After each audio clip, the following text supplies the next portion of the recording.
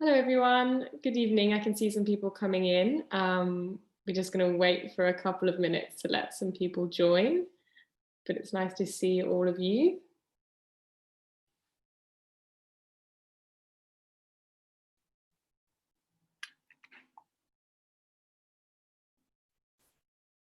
Hi, everybody. Welcome. Just to those who are still joining.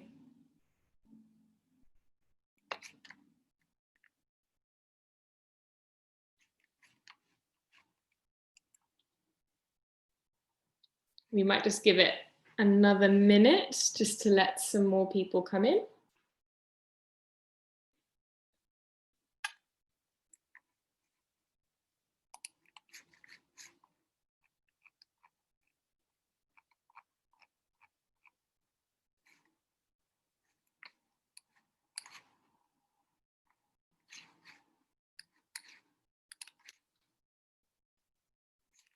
Okay, I'm going to get started, and then for those who are still joining us, I'm sure you won't have missed anything too important. Welcome, everybody. Thank you so much for joining us. I can see that there's quite a lot of us on the call, which is really nice to see. My name is Katie Jowett. I work for Scotland Street Press, who are the publishers of this new translation of Alhierd Bacharevich's novel Alindarka's Children. We have a really exciting event for you all this evening, which is part of Book Week Scotland. The event is called Languages in the Times of Change, Translators in Conversation. But just before I get into telling you what that's all going to be about and introducing our lovely translators, I'm just going to go through a couple of boring housekeeping things. So you should all have access to the Q&A function, which is at the bottom of your screens. We would love it if you have any kind of relevant questions that come up throughout discussion, if you could just pop them in there. There'll be a little bit of time at the end for some of those questions to be answered by the speakers. So please feel free to pop in anything that occurs. And also, if you're having any issues that you want to let us know about, or you want to just give us any feedback, we'd appreciate it if you could pop it in the Q&A as well. If you would like to get your hands on a copy of the book, we are really happy to have partnered with Toppings and Company in Edinburgh for the sale of Alindarka's Children for this event. So you can pick up your copy in person in the stores in Edinburgh, or online at toppingbooks.co.uk, or directly from us at scotlandstreetpress.com. This kind of event is quite new for us in this strange year, so we would love to hear some of your feedback afterwards to see how you found it. So please feel free to get in touch over email at scotlandstreetpress@gmail.com, or on social media you can find us at Scott Street Press, and don't forget to follow us too while you're there. So the book that we're going to be talking about today is Alindarka's Children. This novel came out in 2014 in the original, but has now been made available in English for the first time. It tells the story of a brother and sister who are interned in a camp where they are taught to forget their own language, Belarusian, and to speak only Russian, aided by the use of drugs and surgery. They escape from the camp with their father, and we follow their adventure, which bears a likeness to a sort of adult Hansel and Gretel. The novel has won the 2019 Penn Translates Award, thanks to the innovative decision to translate the Russian into English and the Belarusian into Scots. And it's that process that we're going to be mostly talking about today. And the people speaking to you are going to be our translators, Petra, Reid and Jim Dingley. Petra Reid was brought up in Lanarkshire. Petra has worked as a solicitor and a welfare rights advisor. Her practice as a poet grew out of an interest in Dada, and she has published a collection, Sonetries, also with Scotland Street Press. Jim Dingley was originally from Leeds, but after studies of Russian and other Slavonic languages at the University of Cambridge, he became a lecturer at the University of Reading and the University of London. Since his retirement in 2003, he's been active as an editor and translator, and this is his second translation with Scotland Street Press. So we're very happy to have both of them back with us. I'm now going to hand over to Jean Findlay, who is our head of publishing at Scotland Street Press, who's going to introduce both of our speakers to you.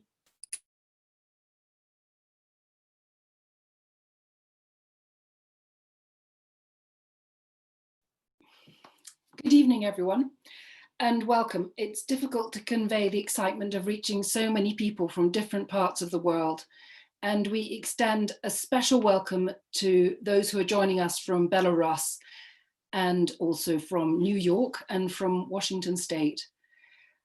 This is the first digital event from Scotland Street Press, and we're thrilled with the achievement, though not as thrilled as we are with the actual book. And I just want to show you Katarina Dubovic's original cover again. It's a beautiful book. The idea for the translation of Alindarka's Children came to us during the Edinburgh Book Festival in 2018, when Tanya Skarankina, the first Belarusian writer we translated, spoke on stage with Jim Dingley about her book. Tanya said that Bacharevič was the definitive Belarusian novelist to do next. And Jim knew that Bacharevič had written a book in 2 languages, the Overlord Russian and the Underdog Belarusian. So why not translate it into a mixture of the ruling received pronunciation English and the demotic but historically rooted Scots? There we had it. As Bacharevič himself has said, it is a huge piece of work. Alindarka's Children has become a literary castle. Its walls, towers and corridors have been designed by Jim, Dingley and Petra Reid with all the skills of true poets who know literature. It is a book in which all the allusions, both large and small, all the subtleties, the games and the linguistic apparatus have been considered, weighed up and transmitted in such a way that pernickety demanding Anglophone readers can make up their own minds. And for this, I thank them. Now, just wanted to hand you over to Jim and Petra.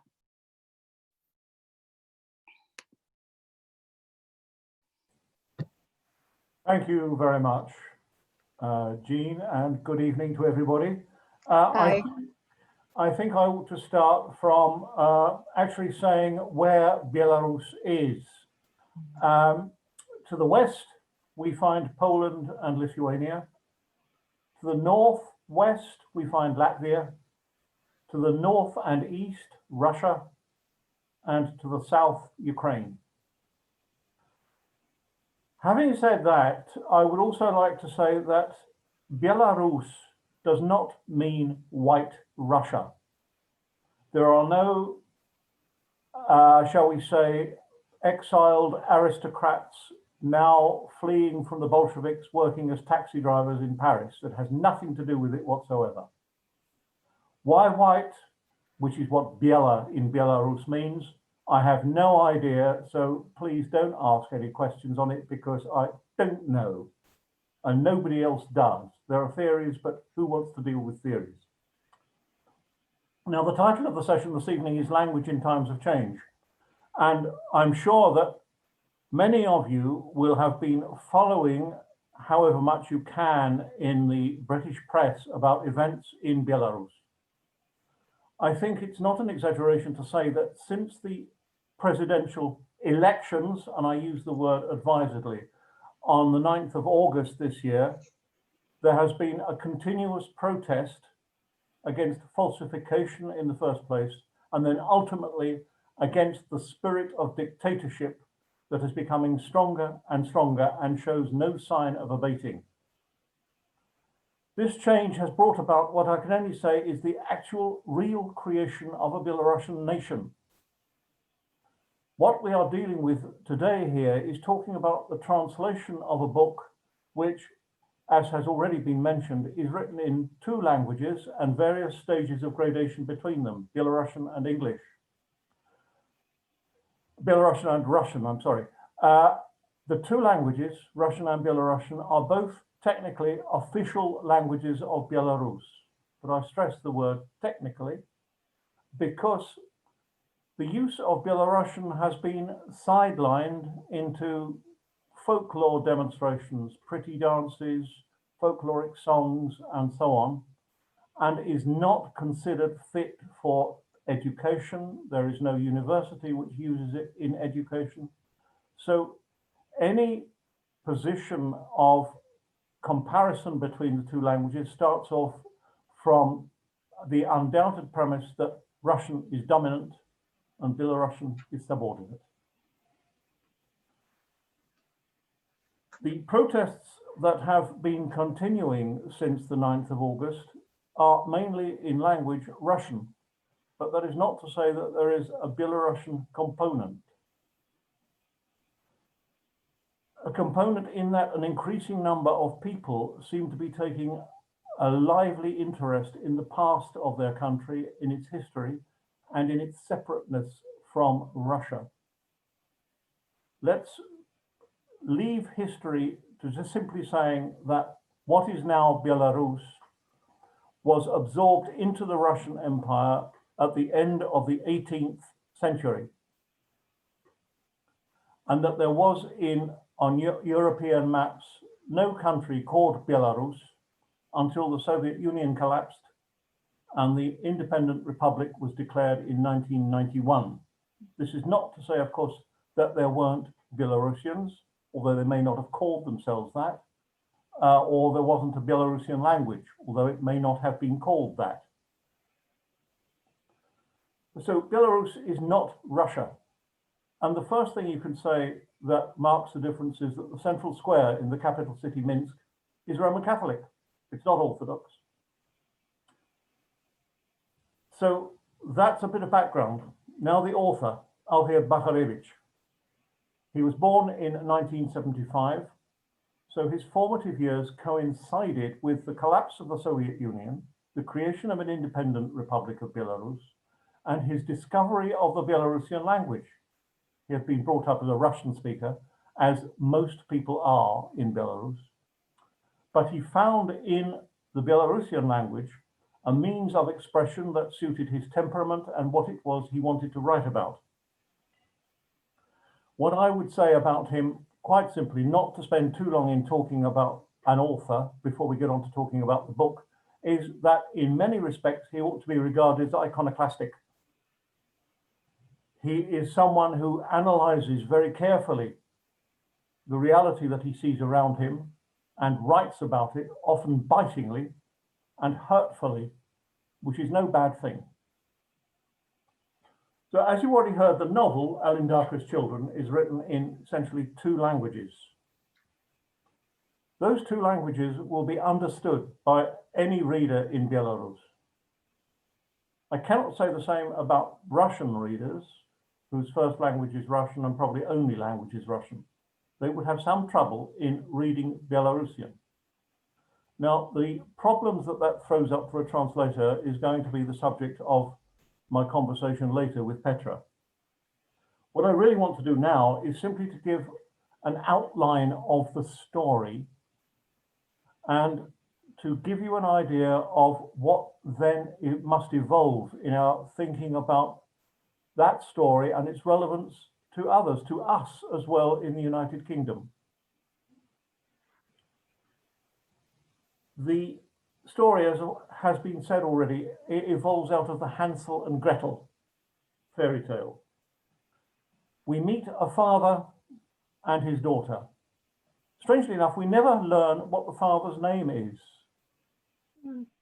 We know the daughter's name. She eventually calls herself Alicia, although that's not the name given to her by her father. We learn how we see her, let's say, we see her first in the novel, in the very first chapter, with her brother, who has a very strange name that I have abbreviated to Avi. We learn more and more about Avi, the brother, who seems to be a person of strange origin, and we never quite discover what that origin is. I'll say a bit more about that later on. We concentrate on the little girl, Alicia, sometimes called Sia. She's a girl on a mission for her father. Her father is bringing her up solely in Belarusian, without contact with the Russian-speaking world outside, except where it's unavoidable. and going to school. So in that storyline, we see how he tries to bring up a little girl on his own. We don't see the mother at all until the very end of the book. On his own, in a hostile, it has to be said, environment.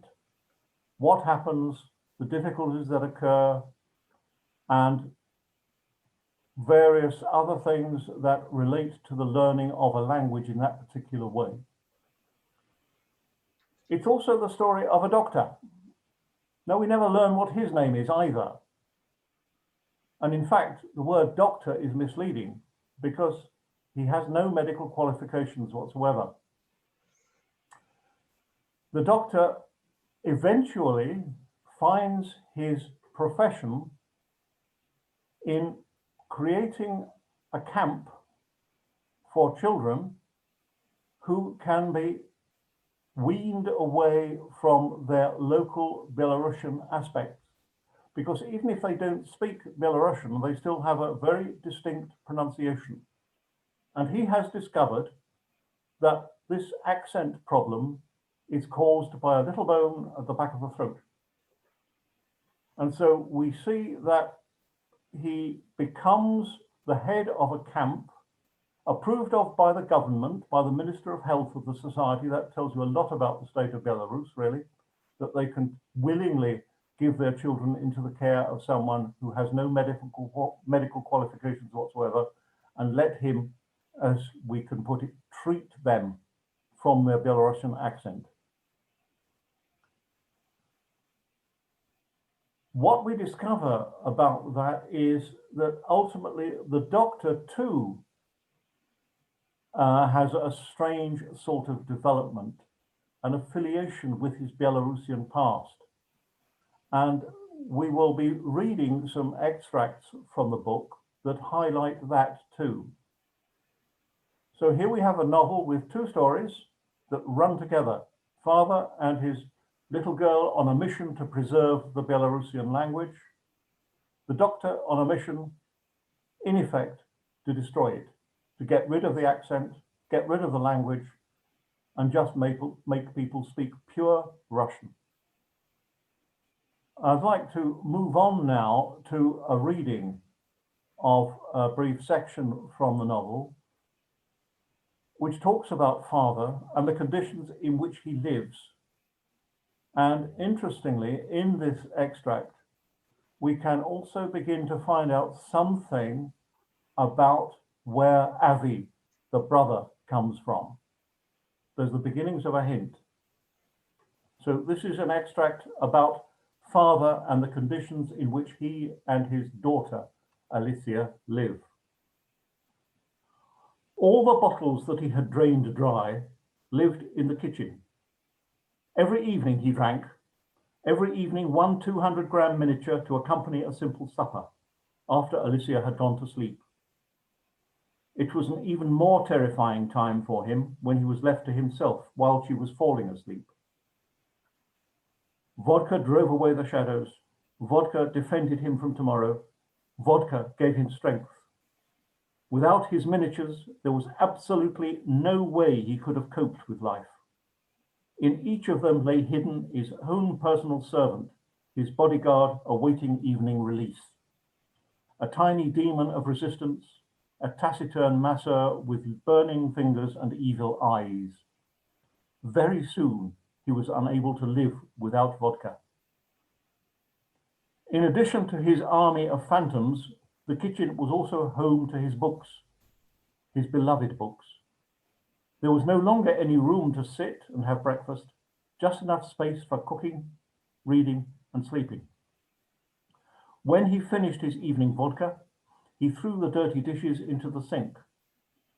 Only rarely did he do the washing up, so the sink was full to overflowing.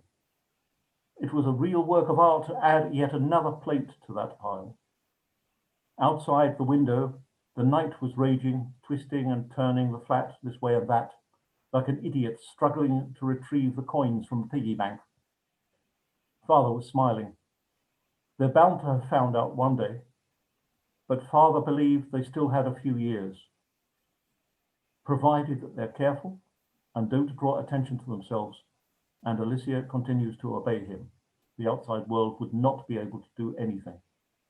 The main thing was not to put a foot wrong, not to do what the world expects him to do. Bottles and books. Above the sofa hung a portrait of the man who won a victory, a portrait of the bearded Jew, Perelman, who was born close to this little town with its chemical plant. Yon Jew Perelman, he make a language flourish. Yon Jew Perelman proved you could win through. Yon Jew Perelman Kent. Father disliked Jews. He disliked them with the ordinary dislike of an ordinary inhabitant of an unsuccessful country. In his dislike, there was no aggression, but there was envy. For that reason, Father had a Jew of his own, Perelman, the serious Jew with the mournful eyes of a practicing magician. All things that a body, e'en just one body, strives to say. All of this can become a language by either reviving it or creating it, but it can be done. Only one person. Even if there is only one person, Father would close his eyes and stop breathing, feeling the unexpected vast expanse of cosmic space within him. Just imagine, one person. A language needs only one person in order to become alive, whereas a dead entity cannot be brought back to life by one that is living. Just one body. Yon's gaith you. Mon creation of yon body be impossible task. Whole day again we dinner. That was the question he used to ask himself in his younger years. The question did not need an answer. Just one person. That was the answer. Just one person. And that person is asleep on the other side of the wall. A little girl that he had first imagined and then created. A language that sprouted from his seed like a plant, like water, like the dawn, like grass. A little mother leap girl. A little bird girl. Thanks, Jim.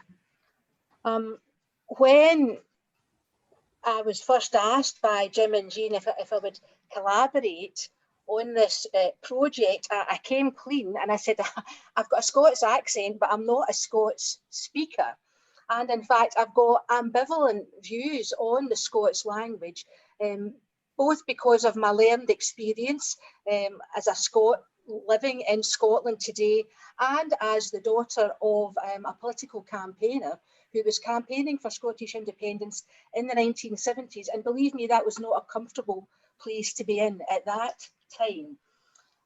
So what I said to them was my intention would be, if I undertook the project, number one, to do justice to what is, after all, a rattling tale, the original one, and number two, to explore that ambivalence of mine, and just to see where we ended up. And I couldn't guarantee at the beginning what my attitude would be at the end towards the Scots language.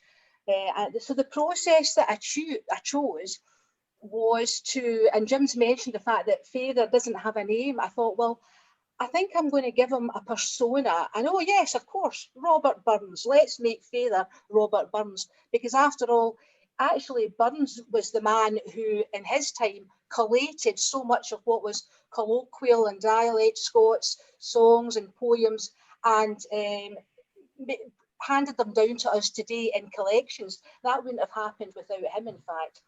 So, but on the other hand, as I said, I don't speak Scots, I don't know Scots, and I didn't have time to learn Gaelic.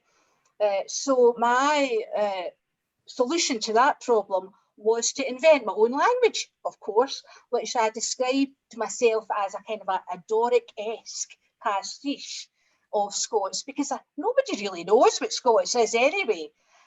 That's what Father, the keeper of the tongue, and Sia and her brother speak. The other characters in the book, though, slightly easier in that I decided to give them variations on basically Scots accent, which, if you can imagine a kind of a malevolent, bad-tempered panto dame, Yes, that's how they speak. So I hope that in the extract that I'm going to read to you now, quite a short one, you'll hear both of those approaches coming through. And it's chapter 10, which is called You'll Have the Best Wadden of Your Puff, wadden being wedding. And in this section, Grandma, not the real grandma, has managed to inveigle Zia and Avi into her button bin. And in fact, she's trapped them in a pit underground. And she reveals what her plans are for them. Now, if you could just imagine the late, great Jimmy Shand playing the Bluebell polka in the background, that would be nice too. Okay, here we go. Chapter 10, You'll have the best wadden of your puff. You'll have the best wadden of your puff, said Grandma, bending down over the pit, and she cackled. Then she looked suspiciously at Alicia. He's not been feeling you up, has he? He didn't try to give you a lumber during the night, eh? Eh? I'm no sure. Your t-shirt's all fankled. Just watch it, hen. It's all going to get done right good and proper, the way it's always been. Grandma started preparing for the wedding early in the morning. For Alicia, she plaited a cornflower crown and found one made of straw for Avi. And for both of them, she made a whole sack of nettles ready. They couldn't see the nettles, but Grandma was providing a loud commentary on everything she was doing from her place on the very edge of the pit. They were aghast with alarm at what they heard, and meanwhile hunger was squealing in their tummies, and the voice from above was pressing down on them like a saucepan lid.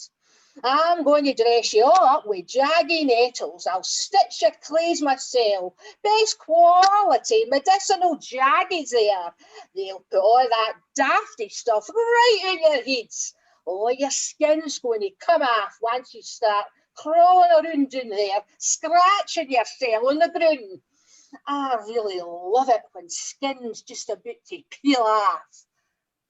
When I was young, I got psoriasis. We skinners likes to use turn at their backs on me. I gave them the dry book and they shouted, who's got the scalies? Who's got the scalies? You've got the scalies. Right, Rains. Now it's your turn to have the scalies and I'll just watch. Grandma burst into a fit of either laughing or coughing. It was impossible to tell which. The thought occurred to both Avi and Alicia simultaneously. After all, their thoughts also found themselves side by side in the same pit. That it is not always a good thing to have a grandma. Folk down town thought I did yonks ago, Grandma went on, and they'd no be wrong. So far as they're concerned, I did do. I torched John Button Ben I had down town, but it wasn't empty. There was an old whore inside. I got hold of some woman under a brig and shooted her back to the Button Ben. Yon ways they all thought how it was me in there. Except that it wasn't, but I'd scarpered to the forest, and the forest cured me pronto. See, my skin's pure dead brilliant now. Got the green eye for it, hen, eh? Eh? Grandma's got imagination, all right, agreed Avi. The only thing is she doesn't ken what to do with. It's like as I was gi'en a jockey leg and didn't hae horns to hold it with. You'd hae a mouth, said Alicia. A mouth with teeth, and you'd clink up yon jockey leg with your teeth to carve anything you wanted. I could do it with my teeth anyway. Avi sneezed and continued to look at Alicia without blinking. See, they're muckle sharp. He opened his mouth wide and Alicia drew her index finger along his teeth, as if they were the blade of a saw. Thank you. Okay, let's continue the talk then. For me, the real interest in translating this novel was the fact that it is written in two languages. And one of the difficulties that any translator of a literary work translates is how to deal with a work where the author deliberately uses, shall we say, non-standard language to denote some regional difficulty, some difference, some professional difference, some class difference. How do you render that difference into the language into which you're translating? And it seemed to me the start point for a translation like this has to be to take the original and see what could be done in this particular case with the result that would be more or less comprehensible to English native speakers. Now, I say more or less because we have added a lot of Scottish words in the notes. Yes. But that does begin to reflect the situation of the original. And the other thing that I was guided by, in a way, when you think about a translation of this sort, where you have some sort of special effect by the use of dialect, let's use the word in this context, how do you retain that difference in the translation? And I was guided in my final decision by the translation of Irvine Welsh's Trainspotting into Russian. Now, the Russian translation announces proudly on the title page that it's translated from the Scottish Shotlandska. But clearly it's, you cannot retain that feeling of Scottishness when the words that you use to do what is most often being talked about in Trainspotting is drug vocabulary. Yeah. You just use Russian drug vocabulary. So I was intrigued to see how we would handle that. And I think I'd like Petra now to talk about how she managed to do that in a way that I hadn't expected. And that is this inclusion of poetry from all periods of Scottish literature. Yeah, so well, what I think your masterstroke was in projecting onto Bacharevich's imagined future the actual history of Scots language. So right away you've got that dualism going on, and I think for me that taps into the well-known Scottish trope of linguistic schizophrenia, as it were, whereby we have a psychological language going on in our heads, and then we have the language that we actually use to speak, the accepted one. Now, fair enough, those barriers have to a certain extent been broken down, actually, in the last 10 years. When I was talking about the 1970s, you had one language for school and one language for the street and possibly another one for home. And in fact, the threat of elocution lessons was never far away. So and I know that's the same in other cultures. I know it's actually Sam Sevlon, who was a writer from Trinidad. He spoke of this psychological language, and he's credited with the first person of writing in the patois of Trinidad. So that was the concept that I had, but how to convey that. So you were talking about the vocabulary there, Jim, and I should have said actually, words like, when you hear a word like jocktileg, now that is explained on the page of the book. If there's a word like that, which you're not likely to know, I wouldn't have known when I started, just you take a quick glance down to the bottom of the page and hopefully it will be there. But we were not setting out to do a word for word translation. I hope that the way people approach it is to read it just possibly out loud as quickly as they can, and you'll get the sense of it. Even if you don't get every word, you get the sense of it, which is quite like Shakespeare. And in fact, Robert Burns was completely immersed in Shakespeare. He had two complete collections of Shakespeare in his estate at the date of his death. He knew exactly what he was doing when he was writing Tam O'Shanter with reference to Shakespeare. So the question of the poetry, that was how I chose to use a visual way to communicate this schizophrenia about language. So the characters may be speaking in one way, but they're thinking in another way. And the way I just segged into quite an immersive experience with the works of various Scottish writers from, Gavin Douglas, 16th century, right up to Irvine Welsh, with everything in between. And I selected poems that I thought fitted with the translation that was presented to me and took it from there, in fact. So it was a translation and then the poems, which was the longest process actually, getting to know the full book and gradually finding the poems that fitted in with the action. And that was my method. Yeah. Yeah. I think something that emerges very vividly from what Petra has just said is the difference between the language of school and the language you can hear on the street. Now, in Belarus today, we read in Bacharevich's book that the difference was caused, the difference in speech between what children were saying and what the teachers wanted them to say was caused by a bone in the throat.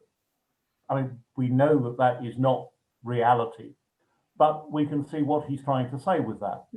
Now, I just want to, without making any political statement at all, really, just to let you know about something that occurred in Belarus, in Minsk, in the capital, last Sunday.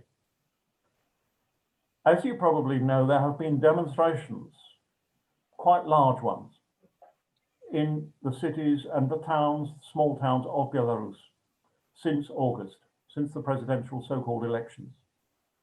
On this particular day, last Sunday, the usual large number of people were arrested by the forces of so-called law and order. There is no law. When it was observed, and there are reliable reports on this, that those who had been arrested were sprayed with a colour if they had the temerity to speak Belarusian to their arresting officers, so that they could be identified and given a more special beating up later on. Now, that is the reality of Belarus today.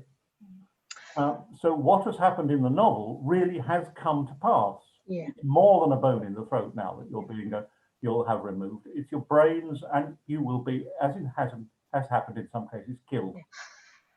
And so because when I started on this, a couple of people have said to me, well, what possible comparisons can you draw between the awful situation in Belarus and the Scots language, you know?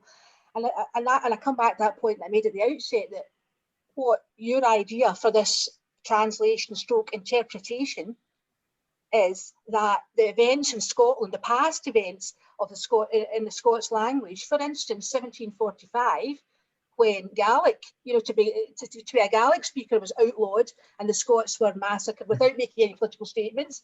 But that is why that's where I did see a comparison. If we look at how language is honed in on as this marker of how you behave, and in fact, there's something I found. I think it's an American poet, Carolyn Forshey, she said, language as a life form bears the epigenetic signature of all that has been endured. Epigenetics is the study of how your behaviours and environment can cause changes and affect the way your genes work. You know, it's as basic as that. The way you speak affects your mind, affects your body, affects your genetic development. So let's not, in no way do I underestimate the power of what we've been involved in trying to convey what's actually happening today in Belarus. Yeah. Okay. Shall we have the third reading in the final? Yeah. Yeah.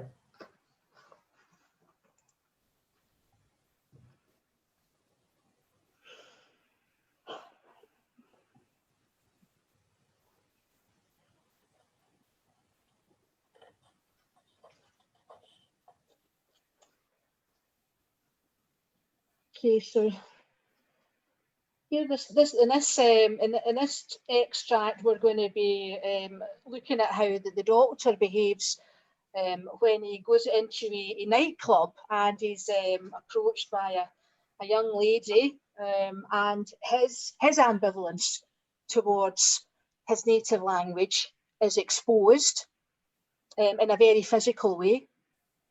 This is where the kind of unromantic magic realism comes into the book. I really enjoyed doing this. And in fact, the persona which I gave to the young woman is that of Lucky Spence, who was a notorious Edinburgh Old Town madam. Alan Ramsay wrote a poem about her in the 18th century. Okay. What kind of mediciner am I? I'm a Hoormeister, yon swam, thought the doctor. But he wanted to say it out loud so that everyone could hear. I'm a Hoormeister, he yelled. But no one paid him any heed. What a thrilling word, a startling word to roll around in the mouth. Jesus spak a dialect, said the doctor, o an unrecht, befilet language, and they crucified him. Yous blether nae problem with the lead. The finger with the long nail pressed on the skin. The finger needed a doctor urgently. There's no many in this dive knows crucified. There's rules o' cleanliness. Said the doctor loudly, above the noise of the music. If you dinna scringe your teeth day and daily, oh, why dinna we fin out just what sort of doctor you are, she said. Leaning over him. With plenty time, as much as you want. But what was it you said just now concerning Christ? I've graduated from the philological faculty of the uni, so I'm well qualified to spraff on topics like the yon. I've already explained to you, said the doctor. In his didactic voice. Christ's words only became holy once they got moot with a pure language, a language where matters of sick moment could be put and hold it on. The doctor finished his cocktail and closed his eyes.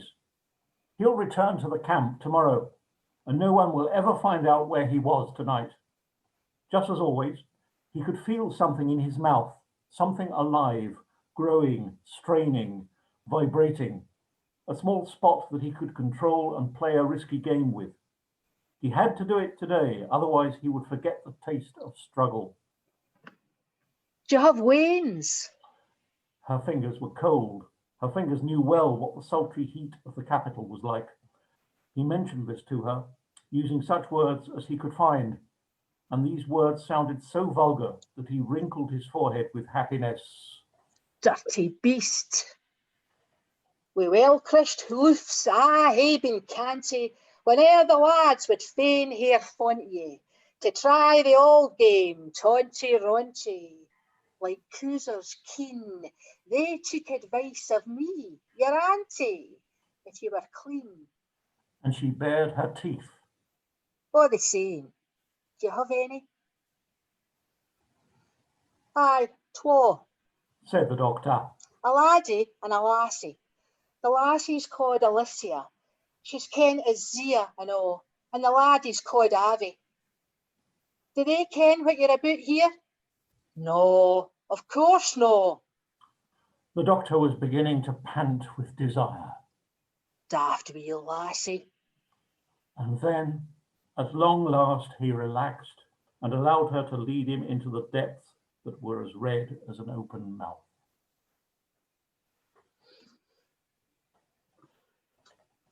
Now, just one thing to finish up the conversation part of this event. I left a question open right at the start. Where does Alicia's brother come from? The one called Avi. And I'll give an answer because it relates to the difficulty of presenting in a novel like this the cultural references. How are they best done, if they should be done at all?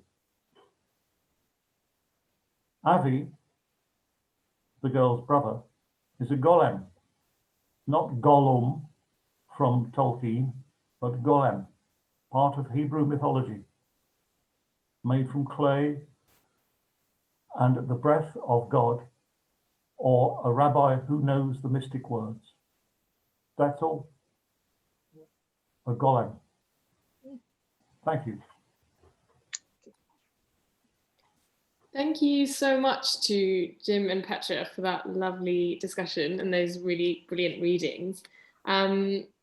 We've had some really interesting questions in from our attendees. So I'm going to ask a couple of them now. So the first one is from Christine, who has a question for Petra. It starts with "on yourself, Petra," which I cannot do the accent for, but I love that she's given you that encouragement. She says it's a lovely translation. Her question is, do you find it liberating to translate into voices that you might hear spoken around you, as opposed to more anglicized voices the way we were supposed to write? And she thinks it feels like it must have been fun. I think "go on yourself" is what Christine was simultaneous translation. It was good fun, but that's one of the things that I was worried about as well, in that that's great fun to translate the way I speak, you know, but how is that to be taken seriously and not just be seen as a comedy term? You know, that's what I was ambivalent about. And so although it was enjoyable, I was aware of what I was doing, and I didn't want to just go for the easy laugh all the time, which a lot of time where there's quite dark stuff going on under what appears to be, you know, your Parliama Glasgow approach. Yeah, that's great.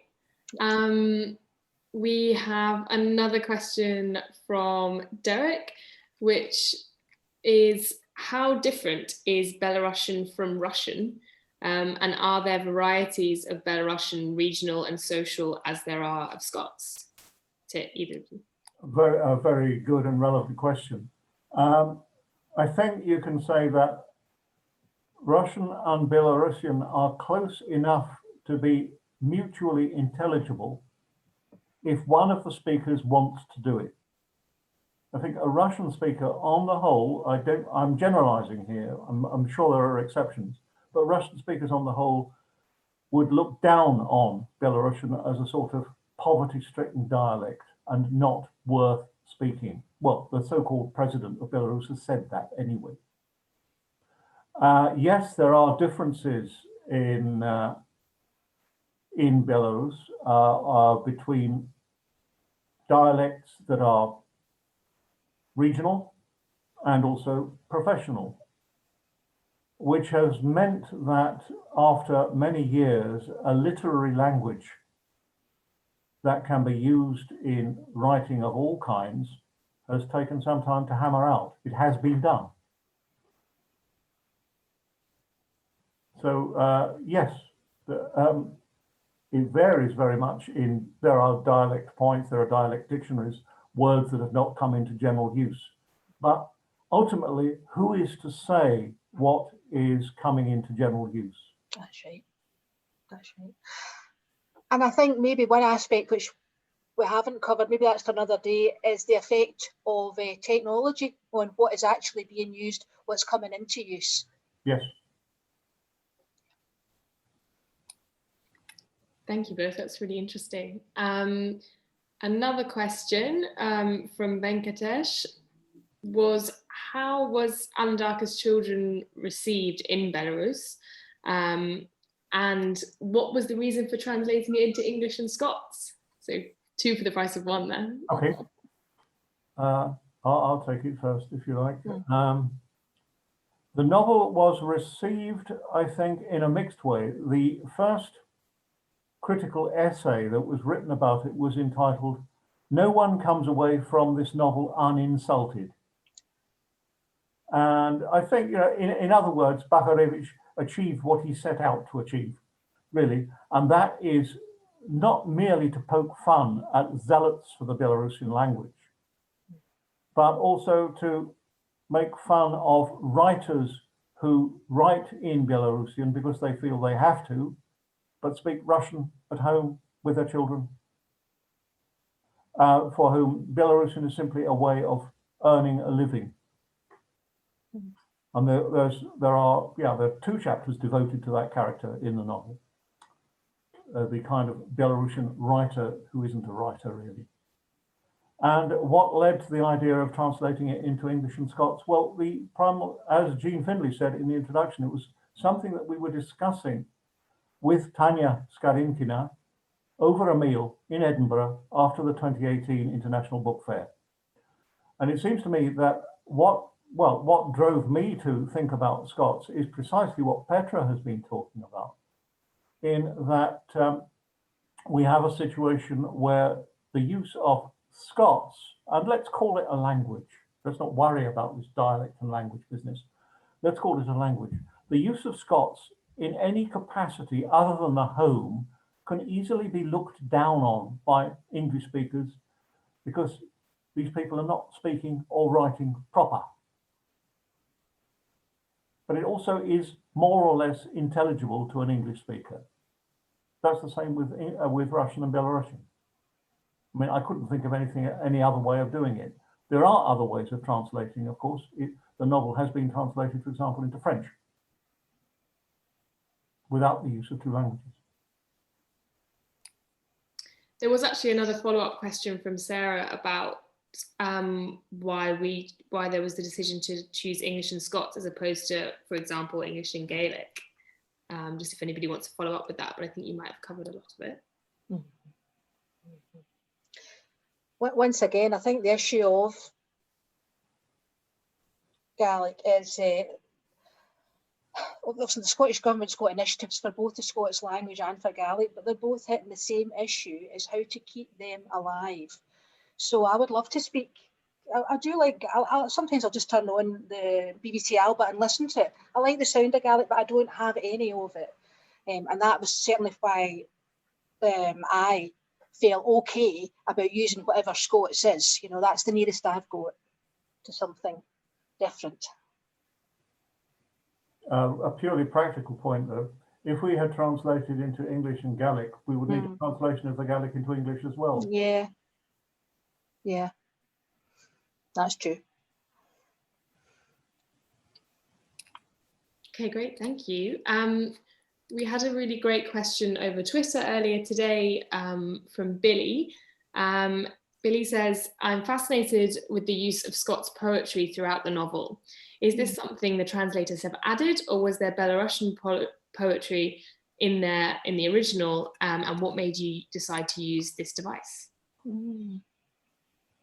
I don't know if there's any poetry in the original. Jim will have to. No, there isn't. What there is in the original are lots of references and lots of assumptions about a thorough cultural grounding in Russian and in Belarusian literature.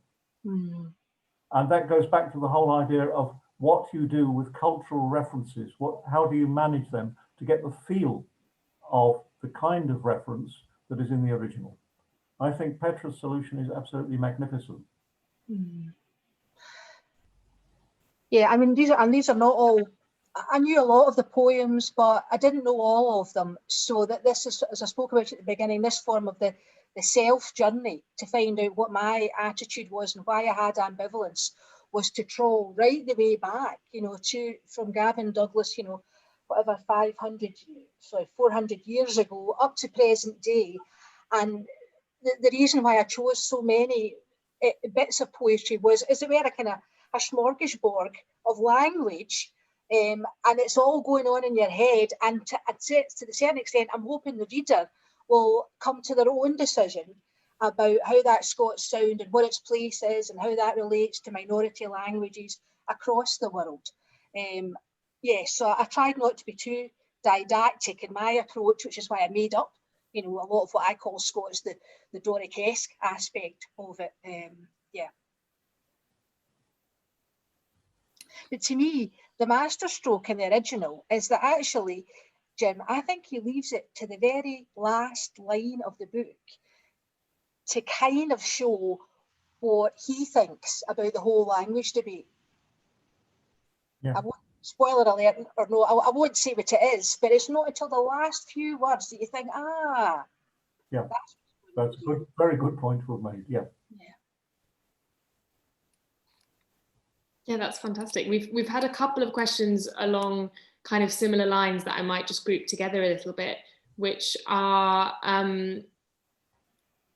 essentially where there are cultural reference points. So people have talked about character names and place names, and then also sort of culture-specific elements to the novel. How did you approach the translation of those?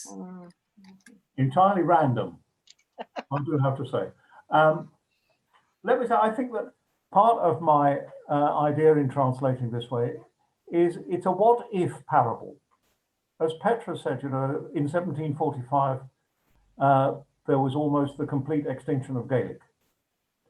What if the government in Westminster had a policy of making sure that the children were trained how to speak English as she is spoke in Westminster? It could have happened, but didn't. And so the names, well, yes, some of them are put into English or let's say Scots forms like Kenzie. Others aren't. McPhinney is a case where we've tried to put the man's name into Gaelic, and I hope we got it there, because the name of the writer who is being mocked in the chapter where he occurs is Baradalkin, which means wart, really. But other names stay original, like Tolik, because I couldn't find an equivalent. I don't think it matters, because we've got confusion. Translation is always a confusion of places when you're dealing with literature anyway. Suddenly all these people in Korea are speaking English. No, they're not. They're translated from English. So there's always going to be confusion in the reader's mind. And I think that is my desired aim anyway. Never to be sure whether you're in Belarus or in Scotland. I think translation is confusion is a brilliant soundbite. You heard it here first. I think long may it be so. I think that's really interesting, Jim. We've had a couple of questions for Petra along the same line, so I'll ask those as well. So both questions have sort of asked, has this process working on this book and this translation changed your attitude to Scots in any way? It's changed my attitude to just how essential a part language is to an individual's identity. And I don't say to a nation's identity even, I say to an individual's identity, because you'll speak the language just where you are. So I have much more of an appreciation of that before, and I've got the research to back it up now. But as to what we're talking about there, the effect of technology, whether or not young people are actually speaking a language, well, just how much, pardon the pun, mouth-to-mouth resuscitation are we prepared to give minority languages? And as I say, that's another path. And I'm still thinking about that, but I've got much more of an appreciation of what language is in the corpus, as it were. Because language and behaviour, it's in the same part of the brain, you know, it's all in the hippocampus. It's science. It's not just about emotion and politics and nationality, it's science. And that's why false news is bad, folks. Anyway. Sorry. No, I think it's true, and I think that language as science is so much a part of this book, so it's so relevant to bring up. I think that might be all the questions we have time for. I'm sorry if anyone submitted ones that we didn't have any more, but we've kept them all, so we will try and get back to you with some answers over the next few weeks. We've also recorded this event and we'll be making it available on our website soon, so if you want to revisit any parts or share it with anybody, you're really welcome to do so. I just want to say a massive thank you to Jim and Petra for such a brilliant discussion and those really fantastic readings. It's really brought the book alive for me. I hope it has for a lot of other people. And thanks again to everyone for attending at home. It's been a really lovely evening. We hope you've enjoyed it. As I said before, we'd love to hear your feedback. I will post our contact details in the chat. So if you want to let us know how you found the evening, then please drop us an email or a message at scotlandstreetpress@gmail.com or on any of our social media at Scott Street Press. And as I said before, don't forget to get your copy of the book from Toppings or directly from our website. I think that's all from us. So Yeah, thanks again. Anything you'd like to say to wrap up, Jim or Petra? Jim? No, thanks everyone for coming and for asking such interesting questions. Yeah. And I believe the idea is to put something into the blog on the Scotland Street Press website to answer questions that we haven't managed to get to. Yeah. And for anyone who hasn't read the blog, actually, that's a really good point. Jim and Petra have written a wonderful blog in conversation about the process of translating this whole book. So that's well worth a read if you want to get a bit more in depth. Okay. Thank you, everybody. Thank you. Thank you. Thanks, Katie. Bye.